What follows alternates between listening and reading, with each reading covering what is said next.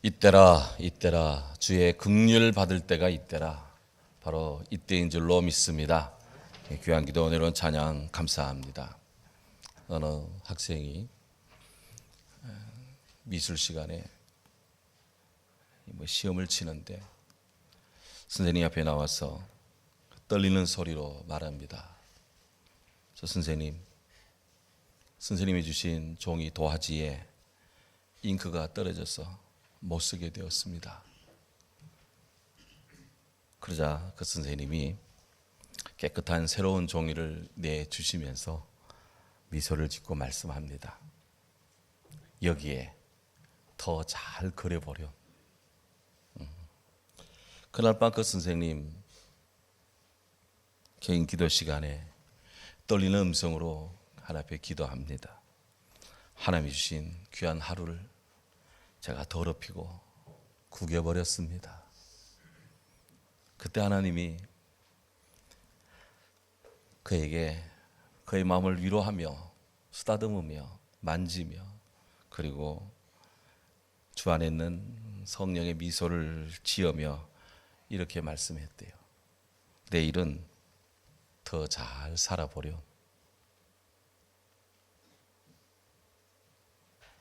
누군가가 노래했습니다. 창문을 닦읍시다. 창문을 닦읍시다. 미래라고 하는 창문을 닦읍시다. 양심의 창문, 신앙의 창문, 그곳에 먼지가 앉으면 암담합니다. 미래도 보이고 현재도 밝아지도록 미래라는 창문을 닦읍시다. 사람은 누구나 두 권의 책을 씁니다. 한 권은 과거라고 하는 책입니다. 그것은 자신의 역사책입니다. 그것이 아무리 보기 흉하고 얼룩져 부끄러운 기록으로 가득 차 있다 할지라도 이제 그 책에는 손을 댈 수가 없습니다. 당연히 수정도 안 되고 가필도 안 됩니다. 우리가 써나가는 또 한 권의 책이 있습니다. 그것은 미래라고 하는 책입니다. 미래라는 내일, 그 책은 아직은 깨끗한 책입니다. 깨끗한 백지입니다. 그 내일이라는 백지에 아직 후회도 수치도 담기지 않은 그런 글을 쓸 수 있고 그림도 그릴 수가 있습니다. 그렇습니다. 우리가 정말 하나님께 감사드려야 할 것은 모든 것을 잃어도 미래, 내일이라는 하나님의 선물이 아직 남아있다고 하는 겁니다. 하나님께 있는 이 미래라는 꿈, 이 미래라고 하는 세계는 아무도 그 누구도 빼앗아갈 수가 없습니다. 우리 하나님의 사랑 안에 있는 회복의 기회와 새 출발의 기회는 언제나 열려 있습니다. 이런 점에서 미래만큼 큰 축복은 없습니다. 역설적이지만 미래는 모릅니다. 미래를 알 수 있는 사람 여기 아무도 없습니다. 하지만 미래를 모른다는 것 그 자체가 축복입니다. 모르기에 우리는 계획을 세우고 모르기에 준비하고 모르기에 노력하는 것입니다. 비록 우리는 잘 모르지만 그 모름으로 인해 잘 되는 일이 얼마나 많습니까? 하나님께서 십자가에서 당신을 계시하기까지 하나님은 숨어 계셨고 지금도 우리는 인간의 눈에는 감추어져 있지만 그분은 오늘 말씀으로 우리에게 당신을 드러내며 말씀하고 있습니다. 잠언 16장 3절은 말합니다. 너의 행사를 여호와께 맡기라.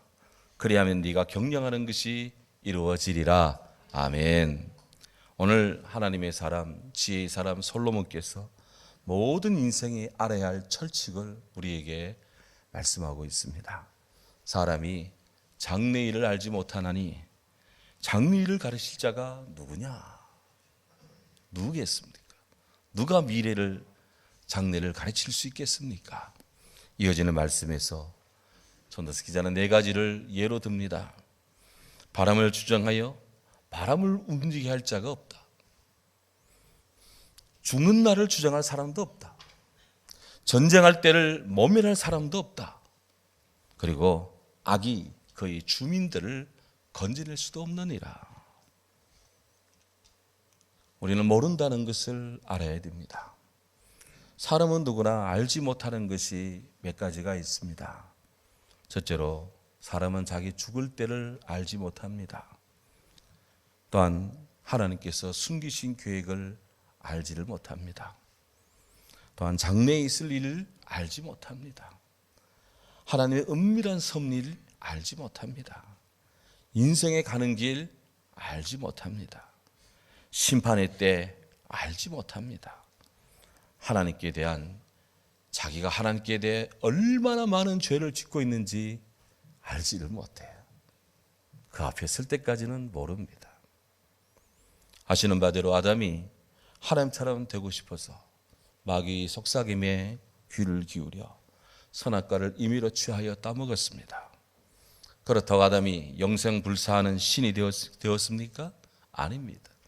그렇다고 해서 그가 만물을 다스리는 왕이 되었습니까? 그것도 아닙니다.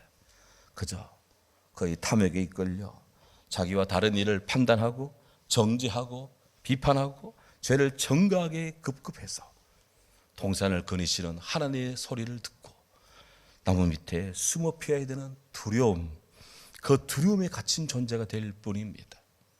인생이 하늘 앞에서 막 살아가면 두려움에 사로잡힌 존재밖에 되지 않고 그것이 인간의 실존입니다. 그런데 이게 다입니까? 아닙니다.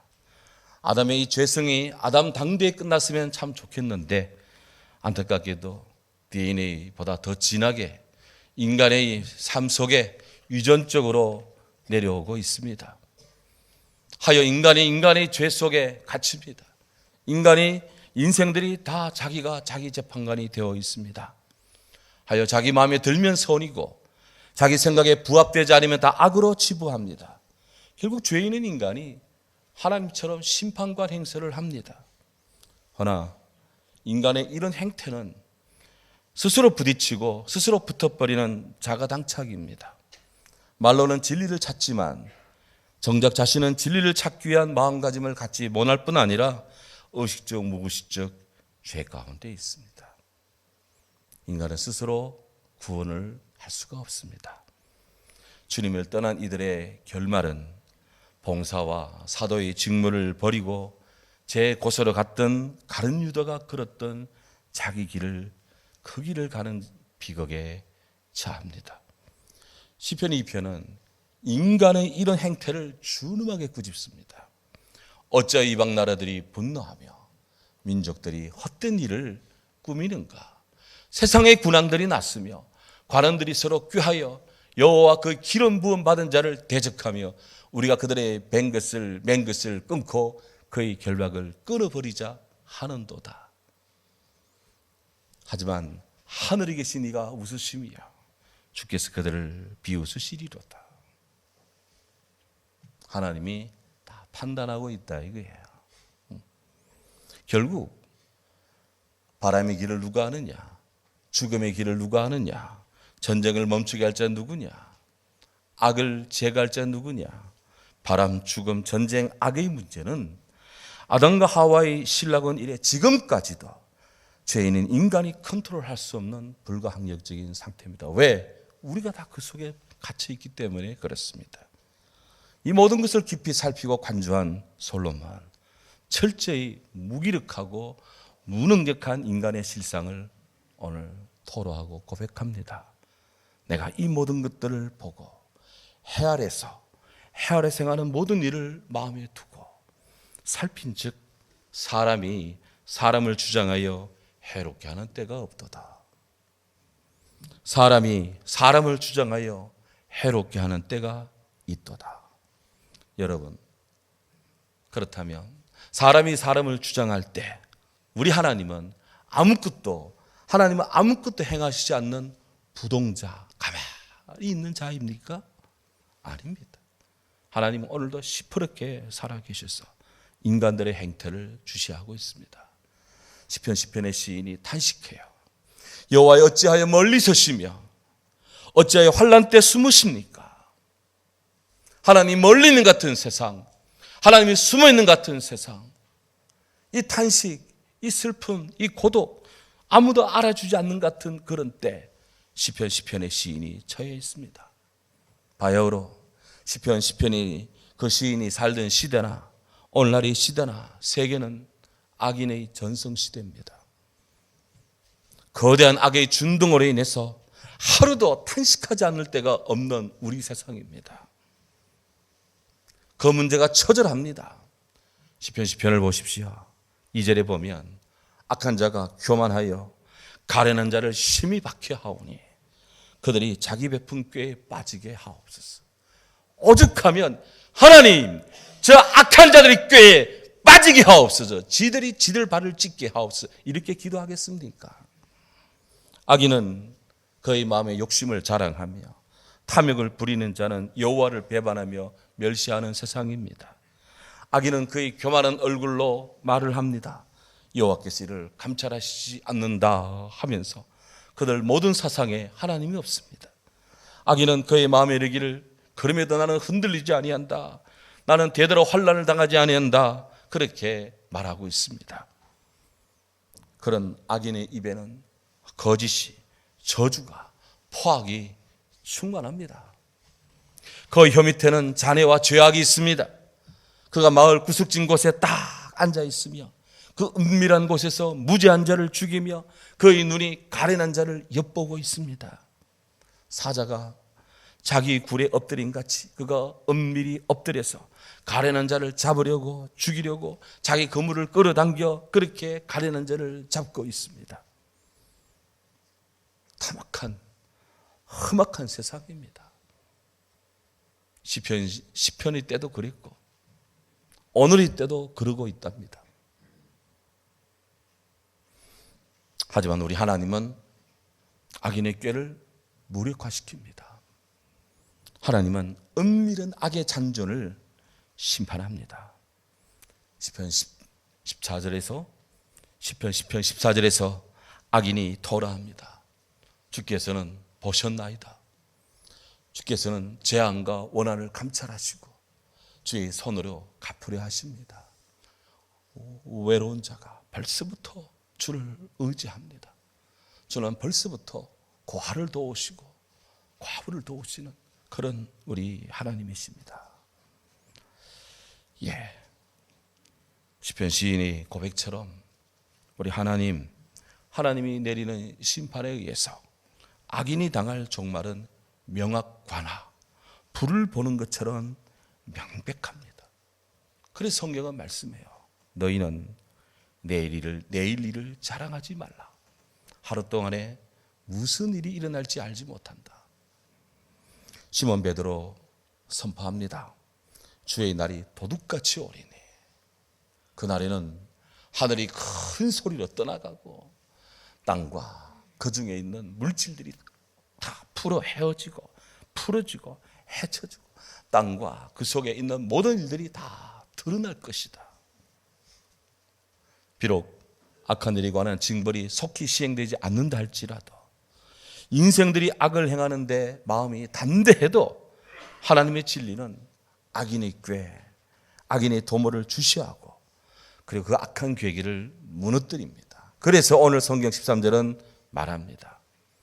악인이 잘 되지 못하며 장수하지 못하고 그날이 그림자 같으리니 이는 하나님을 경외하지 아니함이라. 성경의 말씀이에요. 하나님을 경외하지 않는 자의 결과, 하나님을 경외하지 않는 자의 귀결은 어떠할까요? 신명기 8장 19절에 네가 만일 내 하나님 여호와를 잊어버리고 네가 다른 신을 따라가고 그들을 섬기며 그들에게 절하면 내가 증거한다. 너희가 반드시 멸망할 것이요. You will surely be destroyed. 너가 반드시 파멸할 것이다. 내가 여호와께서 너희 앞에서 멸망시킨 민족들 같이 그들을 멸망할 것이고 너희도 멸망할 것이고 이는 너희가 여호와의 소리를 청종하지 않았기 때문이다. 신명기 28장 58절에도 이렇게 말씀합니다. 네가 만일 이 책에 기록한 여호와의 율법을 말씀을 지켜 행하지 아니하면 내 하나님 여호와라 하는 영화롭고 두려운 이름을 경외하지 아니하면 여호와께서 너에게 재앙과 내 자손에게 극렬하게 하실 것이다. 그 재앙이 크고 오래며 그 질병이 중하고 오래일 것이다. 하나님을 경외하지 않는 자에게 그리고 자손들에게 극렬한 재앙이 있을 것이다. 같은 성경 신명기 28장에 전반부는 아름다운 축복이 서술되어 있지만 뒤쪽에는 이런 치명적인 하나님의 심판이 거기에 적시되어 있다는 거예요. 사람들이 신명기 28장 전반부에는 다 환호하고 기뻐하는데 28장 후반부에는 잘 종이 책장을 눈길을 주지도 않고 넘기지도 않습니다. 하지만 성경에 그렇게 기록이 되어 있습니다. 적어도 자녀를 사랑하는 부모라면 하나님을 잘 믿어야 됩니다. 주님을 잘 믿어야 될 것입니다. 성경 계속 말합니다. 잠언 1장 27절 이하에 악인은 재앙을 받고 부르짖으나 하나님의 응답이 없도다. 전도서 8장 13절에 오늘 악인은 장수하지 못하리라. 그렇게 원하는 장수도 하나님 앞에는 허락이 되질 않습니다. 이 땅에서는 좀 길게 살지는 몰라도 영원한 형벌을 받으니 사는 게 아니죠. 이 땅에서 괴롭고 힘들지만 주님을 잘 믿고 사는 자는 우리 하나님 앞에 가면은 영원한 나라의 삶이 있긴 해. 영생이 있으니 장수하는 것이죠. 진정한 장수의 길. 땅의 사람들은 이것 먹으면 저것 먹으면 이거 하면 저거 하면 건강하고 장수하리라 하지만 진짜 장수하는 것은 예수님 잘 믿는 것인 줄로 믿습니다. 말라기 3장 5절에 엄중한 심판을 경고합니다. 내가 심판을 내게 임하니라. 점치는 자, 간음하는 자, 거짓 맹세하는 자, 품꾼에게 삭슬 잘 제대로 주지 않는 자, 억울하게 하는 자, 과부에 대하여 고아를 압제하는 자, 나그네를 억울하게 하는 자, 하나님을 경외하지 않는 자, 그들에게 내가 증언한다. 만군의 여호와의 말이다. 그렇습니다.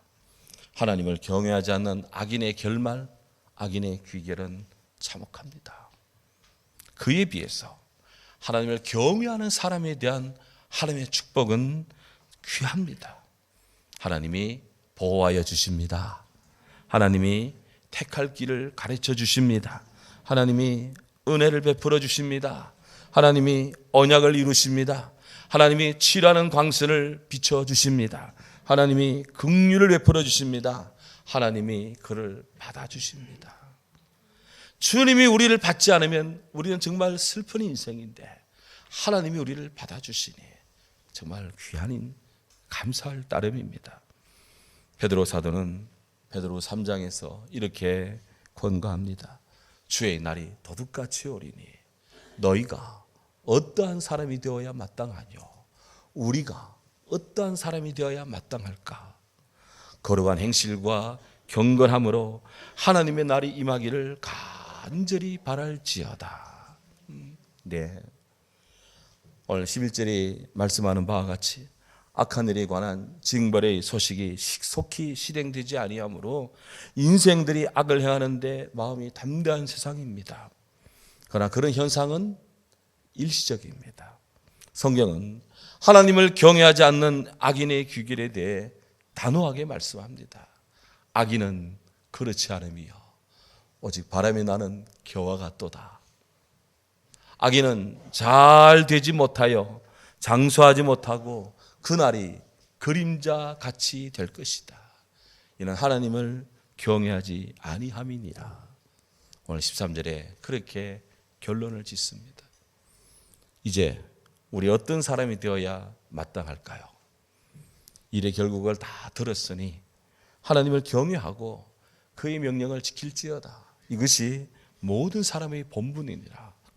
하나님은 모든 행위와 모든 은밀한 일을 선악간에 심판하시리라. 사랑하는 성도 여러분, 우리 사랑하는 모든 교우들이 악인의 꾀를 따르지 않고 죄인의 길에 서지 않고 오만한 자의 자리에 앉지 아니하고 오직 여호와 율법을 즐거워하며 그 율법을 죄하러 묵상하는 복된 성도가 됩시다. 시냇가에 심은 나무가 시절을 따라 열매를 맺은 같이 그 잎사귀가 마르지 아니함 같이 모든 일이 다 형통하기를 주의 이름으로 축원합니다. 귀하신 주님을 높이며